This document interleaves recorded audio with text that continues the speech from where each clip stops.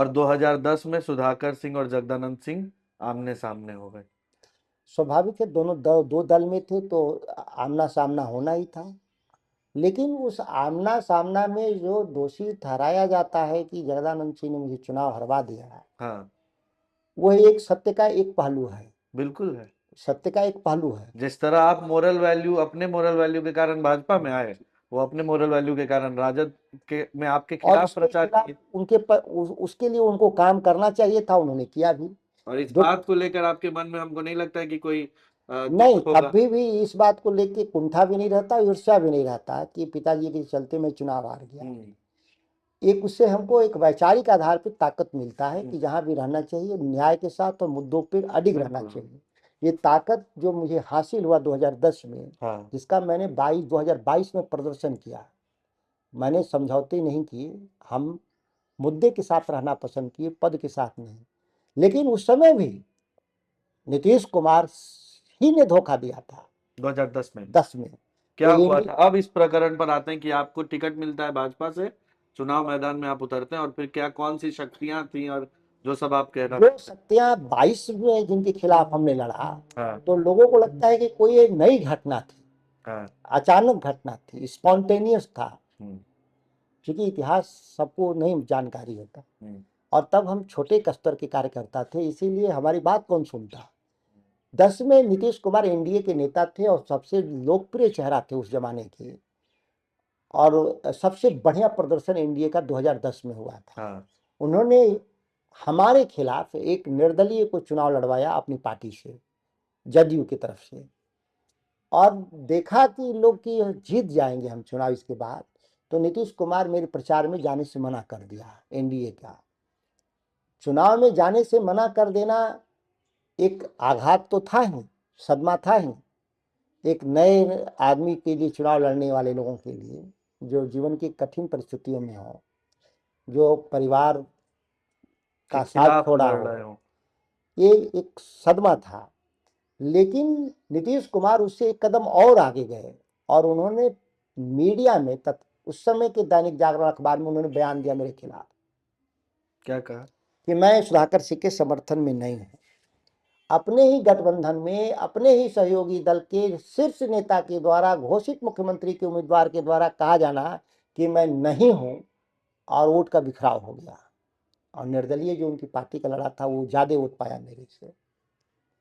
तो कठिन दौर था चुनावी राजनीति के लिए, लेकिन सामाजिक जीवन के में कोई कठिनाई नहीं, चुनाव लड़े जाएंगे, भाजपा हार कब और इस जीत होगी। स्थिति में नहीं थी कि नीतीश कुमार से एतराज जता पाती इस बात को भाजपा लेकर? तो आज भी नहीं स्थिति में है ऐतराज जताने की। तब भी एज अ कृषि मंत्री चुप रह जाते तो पद बच जाता, अगर आपका वो प्रेफरेंस होता। तो वो नहीं था, इसीलिए आपके विचार अलग हैं, और हम लोग इतना डीपली इस बात को डिस्कस कर रहे हैं हर एक नजरिए से, पहलू से। तो उसके बाद राष्ट्रीय जनता दल के साथ सफर 2005 के बाद से शुरू हुआ। राष्ट्रीय जनता दल के साथ सफर तो शुरू से जनता दल के समय से है, हाँ। जब से होश हम लोगों का है वोट देने का। तो जनता दल, राष्ट्रीय जनता दल के साथ ही सफर रहा है। बीच में 7 साल मैं भाजपा में था, 2010 से 2017 तक, और एक बार मैंने चुनाव भी 2010 का भाजपा से ही लड़ा था, जिसमें हम लोग चुनाव हार गए थे, और पूरी हार की पटकथा पटना से लिखी गई। आदरणीय नीतीश कुमार जी उस समय उस पे पहले आएंगे सर, जिलाधिकारी उससे थे। पहले हम लोग तो ठीक है, उस बात को शुरू ऐसे करते हैं कि जब आप एक राष्ट्रीय जनता दल के वर्कर थे, मजबूत सिपाही थे, तो 2010 में आपका टिकट क्यों डिनाई कर दिया गया राष्ट्रीय जनता दल के द्वारा? देखिए, राष्ट्रीय जनता दल के द्वारा टिकट कभी नहीं डिनाई किया हाँ। गया। ये बात आप सही तरीके से इसको समझें हाँ। और जानकारी में कि राष्ट्रीय जनता दल ने कभी टिकट डिनाई डिनाई नहीं नहीं किया। किया। जो उस समय की जो राष्ट्रीय राजनीति की परिस्थिति थी, हम्म। और जो देश में चलने वाली सरकारों के भीतर उठापटक था, और कई स्तरों पे जो जो आज अडानी अंबानी जैसे ताकतवर लोग लोकतंत्र को प्रभावित कर रहे हैं, उस समय भी वो परिस्थितियां पैदा हुई थी। और 2010 के आसपास आप देखेंगे व्यापक आंदोलन भी था देश में, कई तरह के चीजें हुई थी, आर्थिक आधार करप्शन के कई चार्जेज आए थे सरकारों पर। उसके खिलाफ जब मुहिम हम लड़ रहे थे, तो हम लोग सत्ता में रह करके आप लड़ाई उतना मजबूती से नहीं लड़ सकते थे, नहीं लड़ सकते। आप देखे भी, जैसे मैं मंत्री था, मैं लड़ा भी तो इस्तीफा देना पड़ा। एक परंपरा सी बनती जा रही है इस देश में कि जो सरकार में रहेगा वो मौन रहेगा। वो सत्य बोलने के लिए नहीं बना है, वो मौन साधने के लिए बना है। सत्ता पक्ष का जो स्वरूप है इस देश के भीतर, और विपक्ष संघर्ष करेगा, एक परंपरा बनी है। तो हम लोग जो संघर्ष करने वाले लोग हैं उसके जरिए, भारतीय जनता पार्टी उस समय विपक्ष में थी देश की राजनीति में, और खास्ता हाल में भी थी वाजपेयी जी के बाद। फिर भी हम लोगों को लगा कि हम लोग इस पार्टी को खड़ा कर देंगे और खड़ा करके एक बड़ी लड़ाई को खड़ा कर देंगे। लेकिन हम लोगों की आशानुकूल नहीं रहा वहाँ पे वही ताकतें जो पिछली सरकारों को नियंत्रित कर रहे थे पीछे से, उन लोगों ने वो सभी ताकतें चोला बदल करके भाजपा को नियंत्रित कर लिया लोगों ने। इसको थोड़ा गहराई से समझेंगे। 2010 यूपीए 2 की सरकार, आपने विपक्ष में जाना पसंद किया, राष्ट्रीय जनता दल छोड़ के बाहर भाजपा में आ सत्ता गए। के साथ नहीं जाना पसंद किया, मैं हाँ, विपक्ष के साथ जाना पसंद किया। इस बार को लेकर के क्या स्वरूप है, क्या बातें चल रही हैं, क्या तैयारी है? क्योंकि पिछले बार चिराग पासवान का अलग लड़ना जदयू के लिए एक मेजर डैमेज हुआ, जिसका फायदा महागठबंधन को मिला। इस बार तो मुश्किल होने वाली है, क्यों? आप देखेंगे आंकड़ों के आईने से, तो 2019 में हम एक सांसद थे। 2020 में जब हम लोग एमएलए का चुनाव लड़े तो हम लोग बहुमत के करीब थे एक सांसद पर। एनडीए जो 2025 में है वही एनडीए 2019 में था। 2020 में एनडीए का बिखराव हुआ, लेकिन हम एक सांसद से हम वहां तक पहुंच गए। अब 24 में आते हैं तो 19 में जो एनडीए था चिराग, वो 24 में तो भाजपा के साथ थे। हाँ, 19 में भी चिराग भाजपा के साथ थे, 24 में भी चिराग भाजपा के साथ थे। हाँ, तो उस समय हम एक जीते, इस बार हम कितना जीते? 10 जीते। हाँ। तो चिराग कोई फैक्टर नहीं है हमारे लिए। हाँ, लोकसभा और विधानसभा के चुनाव में अंतर है। हम एक से जीते तो हम बहुमत के करीब गए, हम 10 जीते हैं तो हम बहुमत पर आएंगे, तय है। रफ्तार धीमी है, और नीतीश कुमार इसका आरोप 5 साल 2005 के पहले वाली बात पे लगाते हैं। अभी खूब चर्चा भी हो रही है कि 2005 के पहले क्या होता था, पहले क्या होता था। क्या ऐसा है कि राष्ट्रीय जनता दल को लालू शासन में हुए करप्शन और जंगल राज का बैगेज भारी पड़ रहा है आज? आप 1990 में हाँ, जब हम आए हाँ, राष्ट्रीय जनता दल के लोग बिहार की सरकार में, उससे पहले जो कांग्रेस की सरकार थी, हाँ, तो जो कांग्रेस की सरकार ने हमको देकर गए थे विरासत में हाँ, बजट और इंफ्रास्ट्रक्चर, उस 90 से लेकर 2005 के भीतर कौन ऐसे इंफ्रास्ट्रक्चर को हमने ध्वस्त कर दिया, तोड़ दिया? कोई बिल्डिंग बनाया हो, कोई फैक्ट्री लगाया हो, हमने तोड़ दिया? या हमारा बजट कम हो गया हो? हम 5,000 पर बजट उठाए थे 90 में, और 15 साल में हमने उसको 30,000 पर छोड़ा। तो बढ़े ही हम, घटे तो नहीं। पर देश का जो रफ्तार था उससे हम कम नहीं हुए। जो रफ्तार था देश का, हम उसी रफ्तार में हम भी आगे बढ़ रहे थे। अगर बिहार में कुछ इंफ्रास्ट्रक्चर में पैसा इन्वेस्टमेंट हुआ तो ये देश जब बढ़ा तो उसका हिस्सा बिहार को मिला। उस समय छोटी इकोनॉमी थी तो छोटा पैसा बिहार को मिलता था। देश की इकोनॉमी बड़ी हो गई, मनमोहन सिंह ने कर दिया, तो उसका एक बड़ा हिस्सा हमको मिलता है। ये ऐसा नहीं है कि उस समय जो मिलता था उससे ज्यादा परसेंटेज के रूप में मिलता हो, ऐसा नहीं है। वो तो फिक्स फार्मूले हैं फाइनेंस कमीशन के। 42% उस समय भी हमको मिलते थे, 42% आपके भी जमाने में मिल रहा है। तब का बजट उस समय छोटा था, अब का बजट दिल्ली का बड़ा हो गया तो हमको ज्यादा पैसा मिलता है। ये बात ठीक है, पर फिर भी बिहार को में स्थिति को एक जंगल राज का दर्जा दिया गया। साधु यादव, सुभाष यादव आज कह रहे हैं सुभाष की सीएम हाउस से किडनैपिंग होती थी। जंगल राज के प्रतीक के रूप में जिन लोगों का नाम बिहार याद रखता है उसका उन व्यक्तियों का आप नाम लिए हैं। और वो आज कहाँ है? वो तो लोजपा में है ना, जो बयान दे रहे थे नेताजी। तो जंगल राज के प्रतीक को लोजपा में क्यों ले लिया, एनडीए क्यों ले लिया? पहले गांव देहात में या पुलिस करती थी कि जब घटना हो जाता था तो उसमें एक चोर को चूंकि सबूत नहीं मिलता था तो सरकार उसको वादा माफी गवाह बनाती थी कि भाई तुमको माफ कर देंगे, फलाना फलाना बात कह दोगे उनके खिलाफ तो तुमको हम छोड़ देंगे। तो ये जो नेताओं की बात कर रहे हैं, जो गुनाहगार लोगों की बात कर रहे हैं, उसी तरह से लोग ईडी सीबीआई इनकम टैक्स के दर से आजकल अपने को पाक साफ घोषित कर रहे हैं।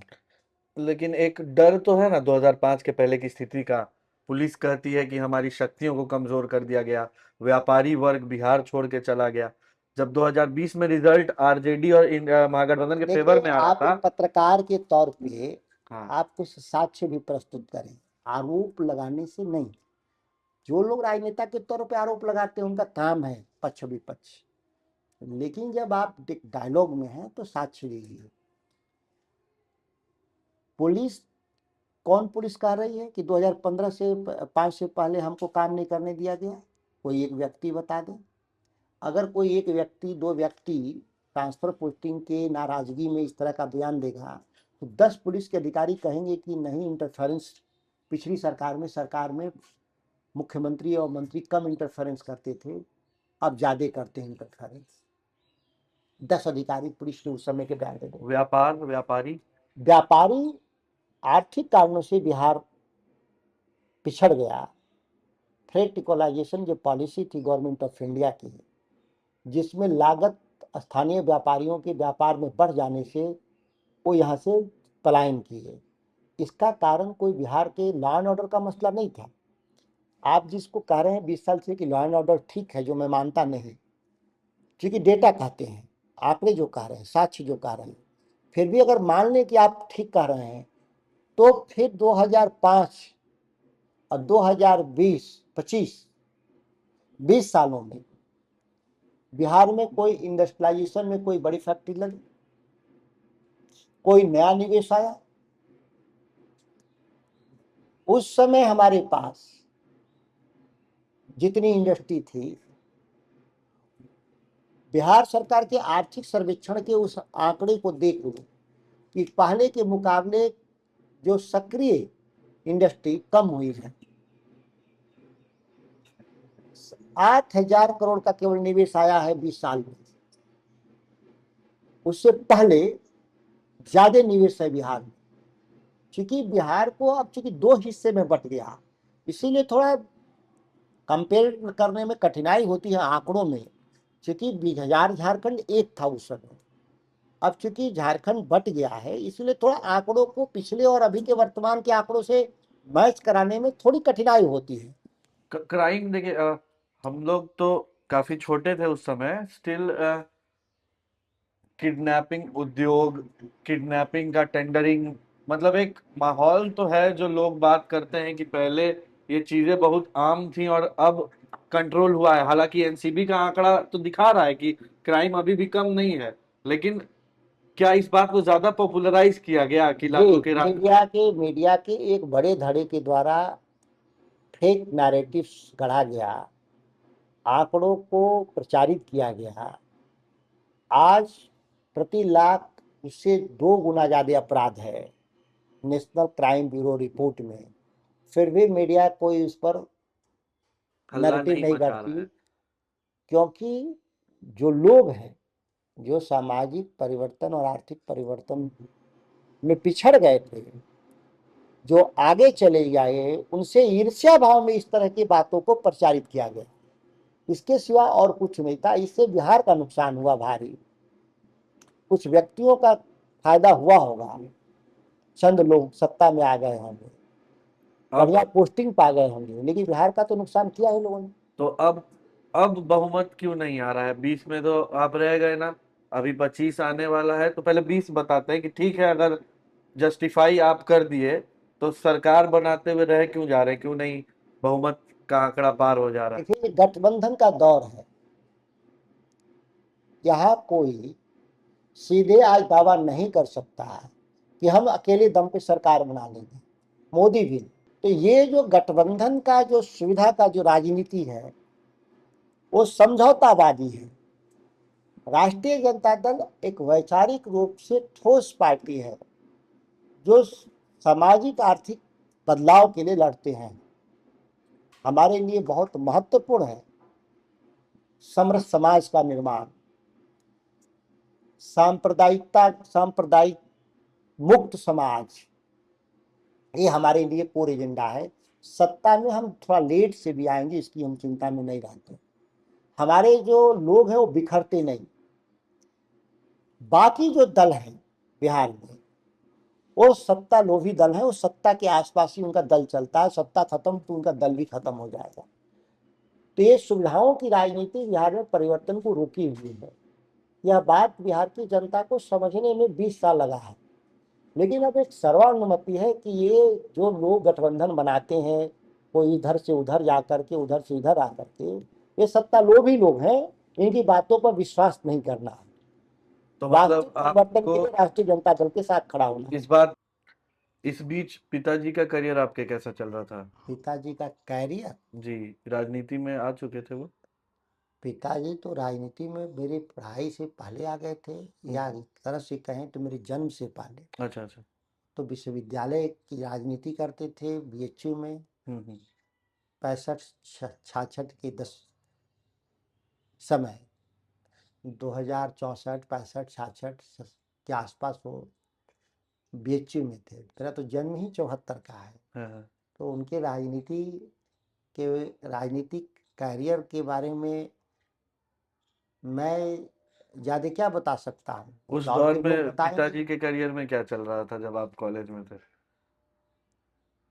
पिताजी कोई कैरियर बनाने के लिए राजनीति में नहीं आए थे, वो सेवा क्षेत्र है। नहीं नहीं, मतलब कैरियर करियर, मेरा कहने का मतलब है कि उस वक्त क्या सामाजिक आंदोलन चल रहे थे, मतलब उस दौर नहीं, में क्या हो रहा था मैं दिल्ली बिहार? विश्वविद्यालय जब 92 में गया तो मेरे फादर 90s में ही वो मिनिस्टर हो गए थे, और 90 में। अच्छा, 92 में आप कॉलेज हम तो गए? 92 में कॉलेज करने हाँ गए हाँ। थे। तो मेरे फादर तो मिनिस्टर अच्छा, थे। बिहार सरकार में मंत्री हो चुके थे। ठीक है। अच्छा, 74 75 वाले आंदोलन में, 75 में वो जेल गए थे या नहीं गए थे? 74 आंदोलन में सक्रिय थे, जेल नहीं गए थे। जेल नहीं मेरे गए। घर के और लोग भी जेल गए थे उस समय। अच्छा। मेरे बड़े पिताजी भी जेल गए थे, मेरे चाचा जेल गए थे, बहुत लोग जेल गए थे। लेकिन पिताजी 67 से राजनीति करते हैं। हाँ हाँ। बनारस विश्वविद्यालय के छात्र यूनियन के वो नेता थे। अच्छा। प्रेसिडेंट का चुनाव लड़े थे, जनरल सेक्रेटरी का चुनाव लड़े थे। तो ये 74 आंदोलन से पहले की वो नेता है 67 से ही शुरू हुआ। जो संबित 90 सरकार में थी। मिनिस्टर बन गए जी जब लालू यादव की पहली सरकार बनी, है जी ना? जी। तो आप कॉलेज में पॉलिटिक्स किए कि नहीं दिल्ली में? निश्चित तौर पे मैं केएमसी में, किरोड़ीमल कॉलेज में मैं अध्यक्ष का चुनाव लड़ा था। वाह। तब बिहार के लोगों के लिए बहुत आसान नहीं होता था चुनाव लड़ना बिल्कुल वहाँ। बिल्कुल। एक आज कुछ, भी आसान नहीं है। हाँ, जैसा अभी भी आसान नहीं। मैं टी शुरुआत किया था, हाँ उसके बाद तो लड़ने लगे, जीतने लगे लोग। हाँ एक हमने उस परंपरा को डाला था वहाँ दिल्ली हाँ। विश्वविद्यालय में। बाद में तो विश्वविद्यालय तक के प्रेसिडेंट बिहार के लोग बने। हम्म, लेकिन उस समय थोड़ा कठिन था, मोनोपोली था स्थानीय लोगों का। और कहीं भी होता है हाँ। कि बाहर से आए हुए लोगों को वो स्पेस नहीं मिलता है। लेकिन हम लोगों ने उसको संघर्ष के जरिए स्पेस क्रिएट किया भविष्य की पीढ़ियों के लिए।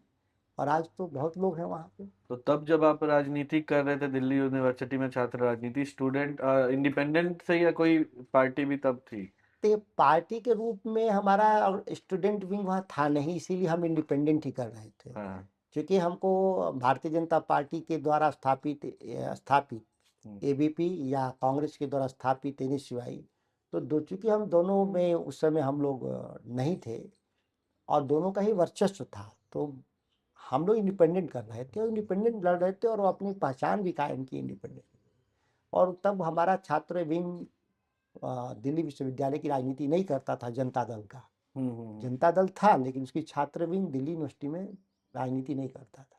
उस वक्त के दोस्त मित्र लोग हैं आज भी टच में? बहुत लोग हैं। अच्छा, बहुत सम्मानित पदों पे हैं, अच्छा, अच्छा। बहुत सब विधायिका के बहुत सारे सदस्य हैं, हुँ, लोकसभा में हैं, राज्यसभा में लोग हैं, वाह! विधानसभाओं में दिल्ली विधानसभाओं में लोग हैं, बिहार में भी लोग हैं। तो और बाकी नौकरशाही में बहुत है, जुडिशरी में भी बहुत हैं। सबसे प्रिय दोस्तों में से मेरे दिल्ली विश्वविद्यालय में प्रोफेसर बहुत हैं, हुँ, हुँ। वो आज भी संपर्क में हम लोग रहते हैं। अभी दिल्ली की जो सीएम बनी वो भी डीयू का चुनाव जीत चुकी हैं। एक पुराना फ़ोटो हमारे ही बैच की हो। आप ही के बैच की हैं। हाँ, वाह! उसका भी जन्म 74 का, मेरा भी जन्म 74 का। क्या बात है। प्रवेश वर्मा थे जो हमारे जूनियर थे वहाँ पे केएमसी में। हाँ, विवेक ठाकुर जी हमारे सीनियर थे वहाँ। अच्छा, अच्छा। एडी सिंह वो भी बहुत सीनियर थे। हाँ, सुखदेव भगत जी भी सीनियर थे हमारे वहाँ। हाँ, अनिल झा, संजीव झा, हाँ। ये संजीव तो मेरे से जूनियर थे। अनिल झा के बारे में कंफर्म नहीं है कि मेरे से सीनियर थे कि थे कब थे, लेकिन लेकिन मेरे अलुमनाई कॉलेज से, हाँ अलumni थे। किरोड़ीमल का अलुमनाई ग्रुप हाँ भी बना हुआ है, हाँ, उसमें संपर्क में है वो लोग। थे। तो बहुत लोग हैं, कई देश के कई कोने में कई हाँ। लोग हैं। उसके बाद वापस बिहार लौटे या दिल्ली में रहे कुछ समय? मैं दिल्ली एक दिन भी नहीं था। मैंने एग्जामिनेशन देने के बाद मुश्किल से 10 दिन रहे होंगे। हाँ, मैंने सब सामान समेटा हाँ, और वापस अपने गांव आया, हाँ, अपने मातृभूमि पर।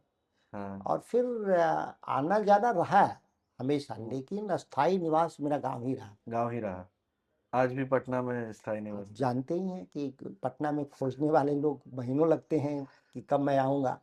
क्योंकि मैं पटना ही नहीं आ पाता, बहुत मुश्किल से महीने में 1 दिन 2 दिन आते हैं। दिल्ली में आवास हो गया, पटना वाला चला गया। आवास संकट नहीं रहा, हम लोग गांधीयन हैं, किसी हाँ, आश्रम में रह जाते हैं, हम लोगों के लिए कोई कठिन नहीं है। हाँ, घर हर जगह तो बनेगा नहीं। हाँ। और राजनीतिक सामाजिक जीवन में तो देश के विभिन्न कोनों में लगातार हम लोग की यात्राएं हुँ, होती हैं। तो जो वहाँ के स्थानीय लोगों के कार्यकर्ताओं के द्वारा जो उपलब्ध कराए हुँ, जाते हैं साधन, और महात्मा गांधी के द्वारा स्थापित, जेपी के द्वारा स्थापित, आचार्य कृपलानी के द्वारा स्थापित देश में सैकड़ों संस्थाएं हैं, स्वयंसेवी संस्थाएं हैं, जहां हम लोग अपना रात गुजार आसरा लेते देते हैं। हैं। और चूंकि उन्हीं के बीच काम ही करना होता है तो उनके बीच में रहते भी हैं, उन्हीं के साथ रह भी लेते हैं। एक वो दौर था जब आप राजनीति किए और आगे बढ़े। एक आज का दौर है, आपको भी पता लगता होगा कि अब राजनीति करना कितना महँगा हो गया है। एक सामाजिक कोई व्यक्ति अगर है और उसके पास पैसे नहीं है तो उसके लिए 0% चांस है कि वो नेता बन सके। ऐसे युवाओं के लिए क्या कहेंगे? राजनीति कभी भी सस्ता नहीं रहा, अच्छा, इस बात को समय माना जाए। हाँ, पूंजी क्या है?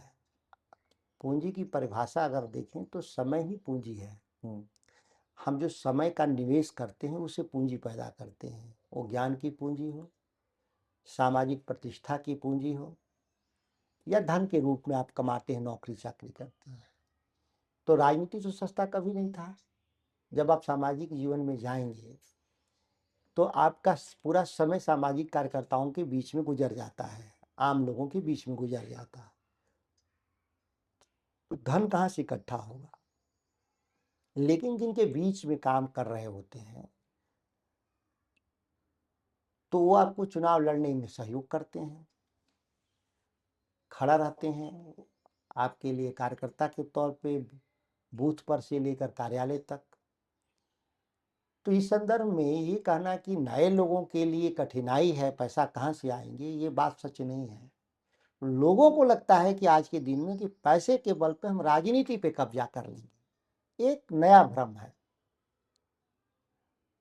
जो लोग सोचते हैं कि पैसे के बल पे राजनीति में हम कब्जा कर लेंगे और राजनीति में कामयाब हो जाएंगे, तो ये भारत के लोकतंत्र के लिए संकट भी है।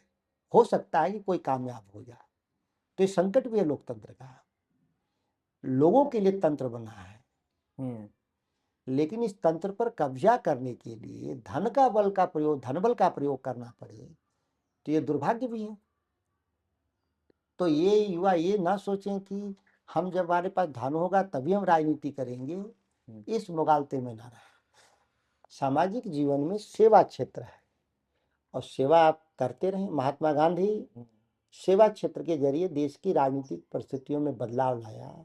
महात्मा गांधी एमएलए नहीं बने, महात्मा गांधी एमपी नहीं बने, महात्मा गांधी मंत्री नहीं बने, महात्मा गांधी पार्टी के कांग्रेस के भीतर सेक्रेटरी तक नहीं बने। वो 25 पैसे का चरनिया सदस्य बोलती थी, वो सदस्य थे। कभी भी पार्टी के किसी पद पर नहीं रहे, लेकिन नीतिगत सवालों पर पार्टी उनसे राय लेती रही। जयप्रकाश नारायण जी जीवन में कोई चुनाव नहीं लड़े जीते, तो नेता भी रहे हमारे। बहुतों को मैं जानता हूँ जो नेता रहे, लेकिन वो मंत्री एमएलए नहीं बने, एमपी नहीं बने, लेकिन एक एमएलए एमपी और मंत्री से ज्यादा उनका नाम रहा। अभी जब पार्टियां टिकटों के लिए पैसे लेती है तो जाहिर सी बात है कि इस तरह के लोगों के लिए मुश्किल है आना राजनीति में। आप एक एनालिसिस करेंगे, जहां तक हम देखते हैं कि कम्युनिस्ट पार्टी ही है जो कार्यकर्ता से बिना पैसा लिए हुए टिकट दिया, नहीं तो सारी पार्टियां सबसे नहीं कुछ से पैसा तो लेती ही हैं, भले उसको पार्टी का खर्चा बता करके जस्टिफाई कर दिया जाए। कुछ लोग पार्टियों को चंदा आज से नहीं दे रहे हैं, उस समय भी देते थे लोग। 1947 में, 1932 में, 1917 में पार्टियां चलती, चलाने वाले जो लोग थे वो काबिल लोग थे, बैरिस्टर थे। सीआर दास कांग्रेस के बड़े लीडर थे और इस देश के सबसे बड़े वकील थे, जिनकी एक एक दिन की फीस होती थी 16-16 हजार रुपए। कल्पना करिए 2010 के आसपास, 2010 नहीं कर रहे, 1910, एक 125 साल पहले सीआर दास की फी होती थी 16 हजार रुपए पर डे। और कांग्रेस पूरी पार्टी का खर्चा 16 हजार रुपया महीने का नहीं था। तो सीआर दास कांग्रेस के बड़े नेता थे, वो एक दिन की फीस कांग्रेस को दे देते थे, पूरे महीना भर कांग्रेस चलती थी। तो ये जो समाज के जो धनी लोग हैं, समाज के लोग, वह पार्टियों को, राजनीतिक दलों को मदद करते ही हैं। उसके प्रतिफल में वो, कोई लोग इच्छा रखते हैं कि उसके प्रतिफल में एमएलए एमपी बन जाए, किसी को प्रतिफल में लगता है कि हमारा बिजनेस व्यवसाय ठीक हो जाए। लेकिन बहुत ऐसे लोग दानवीर हैं इस देश के भीतर, जो लोकतंत्र जिंदा रहे, तानाशाह की व्यवस्था कायम न हो, स्वतंत्र रूप से विचार और राय रख सके इस देश में, इसलिए लोकतंत्र जिंदा रहे, उसके लिए लोगों ने मदद समय समय पर करते रहे। आप याद करिए जी, मीडिया के टाइकून रामनाथ गोयनका, आरपी गोयनका, जनसत्ता और इंडियन एक्सप्रेस के मालिक एक बड़े बिजनेसमैन थे, और सत्ता प्रतिष्ठान के खिलाफ 74 आंदोलन में एक दीवार की तरह सत्ता के खिलाफ खड़ा हो गए थे, और अकेले अपने अखबार के बदौलत से इस देश में लोकशाही को जिंदा रखने का काम किया। उनकी भी प्रताड़ना हुई थी, जी, फिर भी वो पीछे नहीं हटे, जेल भी जाना पड़ा, जेल भी जाना पड़ा। एक्शन हुआ, ईडी उस वक्त की उस तो समय जो भी जांच एजेंसियां थी, उनके थी बिजनेस वो लोग। हाउसेस पे रेड किया, फिर भी वो डटे रहे। आज देश, आरपी गोयनका का बिजनेस भी जिंदा है, देश में लोकतंत्र भी जिंदा है, वो उनके कल परिजन भी जिंदा है। वो कल भी था, वो आज भी है। एक बात लेकिन थोड़ा हमको जो बदला हुआ नजर आता है कि कुछ पार्टियां ऐसी भी हैं जो पैसों के एवज में कार्यकर्ता को कुचल करके टिकट दे देती हैं, बेच देती हैं, करोड़ों रुपए में लोकसभा के सीटों का सौदा होता है। इसको आप कैसे देखते हैं? देखिए, लोकतंत्र 75 साल का है हमारे भारत के भीतर। कोई इंग्लैंड और अमेरिका जैसा पुराना लोकतंत्र नहीं है। वर्तमान स्वरूप की बात कर रहे हैं, गणतंत्र तो हमारे पास 2500 साल पहले वैशाली, लेकिन चुनावी पद्धति इस तरीके की, जो नई, जो आधुनिक लोकतंत्र है 75 साल, इसमें बहुत सारी कमियां भी हैं, और हम लोगों ने कई कमियों को पार भी पाया है। आप जब देखते हैं 1947 में जब हम आज़ाद होते हैं, तो 1945 से 1955 के बीच में दुनिया में सैकड़ों देश आज़ाद होते हैं, ब्रिटिश कॉलोनी के रूप में मुक्त होते हैं, कोई फ्रेंच कॉलोनी के रूप में मुक्त होता है, जो यूरोप की कॉलोनियाँ थी, इवन अमेरिका भी एक कॉलोनी था ही इंग्लैंड का। उस दौर में सैकड़ों देशों में से आप देखें तो लोकतंत्र ज्यादातर देशों में सफल नहीं हुआ। वो धनी राष्ट्र के रूप में चीन को भी आप देख सकते हैं, जापान को भी देख सकते हैं, फेल्ड स्टेट के रूप में आप पाकिस्तान, अफगानिस्तान को भी देख सकते हैं, कोरिया को भी देख सकते हैं। लेकिन भारत का लोकतंत्र 75 सालों में जिंदा रहा। कमी और खामियों की जिसकी चर्चा कर रहे हैं, तो दुनिया भर में समस्याएं थी, लेकिन आज भी भारत का लोकतंत्र मजबूती से सिर उठा के खड़ा है, यहां तक कि अमेरिका से बेहतर। एलन मस्क, ट्विटर के मालिक, टेस्ला के मालिक, एक ट्विटर को $45 बिलियन में इसलिए खरीदते हैं, घाटे वाली कंपनी को, कि उन्होंने अमेरिका के भीतर चुनावी प्रणाली में हस्तक्षेप चाहते थे अपना, और हस्तक्षेप के जरिए उन्होंने ट्रंप को दोबारा राष्ट्रपति की कुर्सी पर बैठाने में कामयाब हो जाते हैं। और उनके कैबिनेट के सबसे prominent cabinet minister Elon Musk, जिनके ओवल ऑफिस चेंबर में उनके बच्चे वहां खेलते हुए आपको दिखाई वो देंगे। वीडियो हमने भी देखा बहुत। सभी देश दुनिया के हाँ, लोगों ने देखा। हाँ, तो क्या अमेरिका का लोकतंत्र फेल कर गया? नहीं। ऐसा नहीं मैं मानता। हाँ। तो पूरा भरोसा है कि अगर 25 में महागठबंधन की सरकार आती है तो बिहार के हालातों को आप बदलेंगे। हम पहले भी बदले हैं। और हम आपकी बातों सामाजिक को जैसे न्याय को हाँ, जंगल राज के रूप में परिभाषित करने वाले लोगों के, हम्म, हम उनके मानसिक दिवालियापन के में बहुत विस्तार से नहीं जाना चाहते। जो सामाजिक न्याय को, सामाजिक परिवर्तन को उन्होंने जो कहने वाले लोग जो हैं कि जंगल राज है, वो मानसिक दिवालियापन के सिवा कुछ नहीं है। हम उनके बहुत विस्तार में नहीं जाना चाहते। सामाजिक न्याय की जो हमारी जो लक्ष्य थे, हम सिर्फ 80-90% तक पहुंचे हैं। और चूंकि समाज में परिवर्तन सतत होगा, एक स्पीड है फिक्स। वो होगा ही, तो उसके जरिए हम ऑटो मोड में हैं, वो हो जाएगा। हम नहीं भी रहेंगे सत्ता में, लेकिन वो हम ऑटो पायलट में डाल चुके हैं सामाजिक न्याय को। जो रहेगा उसको डिनाई नहीं करेगा, वो देश के कोई भी पार्टी। लेकिन आर्थिक परिवर्तन की लड़ाई अभी शुरू करना है हमको। ये आएंगे तो हम आर्थिक न्याय को आपकी बात जैसे कृषि मंत्री रहते हुए नहीं सुनी गई, आपको छोड़ना पड़ा पद। क्या इंडिया अलायंस आपके मुखर वक्तव्य को स्वीकार करने को रेडी रहेगा? इंडिया अलायंस ने तो चुनाव ही लड़ा था एमएसपी की, मिनिमम गारंटी प्राइस को लेकर के। मतलब मुद्दों पर डिपेंड होगा हाँ, कि भूमि अधिग्रहण पे भी उस सरकार इंडिया ब्लॉक ने हम मुद्दों के आधार पर, कोई मेरे अलग मुद्दे नहीं है, राष्ट्रीय मुद्दे हैं। इसमें हमारे जैसे हजारों लाखों लोग कार्यकर्ता काम कर रहे हैं। पद उनका छोटा बड़ा हो सकता है, वो मुद्दे नहीं खत्म हो जाएंगे। कल सुधाकर सिंह किसी सत्ता के लोभ में दल बदल ले, पद पर चले जाए, तो क्या ये पूरा मूवमेंट खत्म हो जाएगा? नहीं। ये जो मसाल वाहक लोग हैं, ध्वजा वाहक लोग हैं, बैटिंग ट्रांसफर है, हमारे गिरते ही दूसरा उसको उठा लेगा मसाल को। मान लीजिए हम किन्हीं कारणों से रिटायरमेंट ले लें, या हमारे किन्हीं कारणों से मेरी मौत हो गई, तो क्या ये मूवमेंट बंद हो जाएगा? नहीं, उसका नेता नया आ जाएगा चुन करके। और हमसे बड़े नेता हैं इस मूवमेंट में, लोग एक से एक बड़े बड़े नेता हैं। राष्ट्रीय जनता दल के प्रदेश अध्यक्ष आपके पिताजी, अभी कैसा है स्वास्थ्य उनका? क्योंकि जब वो कार्यालय पर थे तो एक अच्छा माहौल, एक डिसिप्लिन, कभी डांटना कभी पुचकारना मीडिया को भी एक लगा रहता था। अभी वो नहीं है तो हमको लगता है कि आरजेडी को भी इसकी कमी जरूर महसूस हो रही होगी। स्वाभाविक है, किसी के घर में बुजुर्ग जो होते हैं वो आस्था के प्रतीक होते हैं। शक्ति के प्रतीक तो नहीं होते बुजुर्ग, लेकिन आस्था के प्रतीक होते हैं।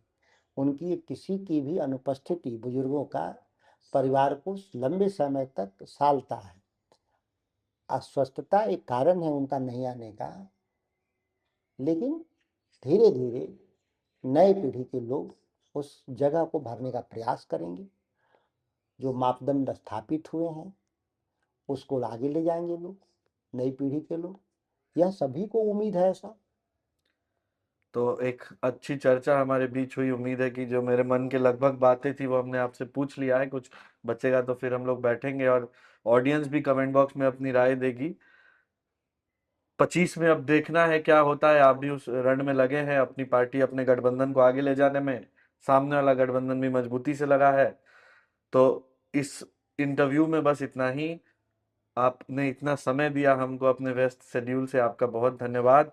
आप सभी को भी बहुत धन्यवाद कि आप इतने धैर्य से बहुत ही अच्छे तरह से सवाल आपने किए, जो आज के ज़माने में नहीं हो पाता है। जब सही सवाल नहीं हो तो सही जवाब भी नहीं जाते। तो इसके लिए भी बहुत धन्यवाद। आपके यूट्यूब चैनल को भी बहुत धन्यवाद। उम्मीद है ये वीडियो आपको भी पसंद आया होगा। कमेंट बॉक्स में अपनी राय, प्रतिक्रिया और सवाल जरूर लिखें। जैसा इस इंटरव्यू के सार में है कि एक आर्थिक आंदोलन, एक सामाजिक आंदोलन की जरूरत हर वक्त बनी रहती है, ताकि जो सरकारें हैं वो ज्यादा जिम्मेदारी के साथ काम कर सकें। तो उम्मीद है कि आप भी उससे प्रोत्साहित होंगे और अपने कंफर्ट जोन से निकलने का भी प्रयास कर सकते हैं, बाकायदा आपके जीवन पर उसका दुष्प्रभाव ना पड़ जाए। तो शुक्रिया। सब्सक्राइब करें हमारे चैनल को, कमेंट बॉक्स में अपनी प्रतिक्रिया जरूर बताएं। कैमरे के पीछे साहिल है, उनका भी बहुत धन्यवाद। आप सबका बहुत बहुत शुक्रिया।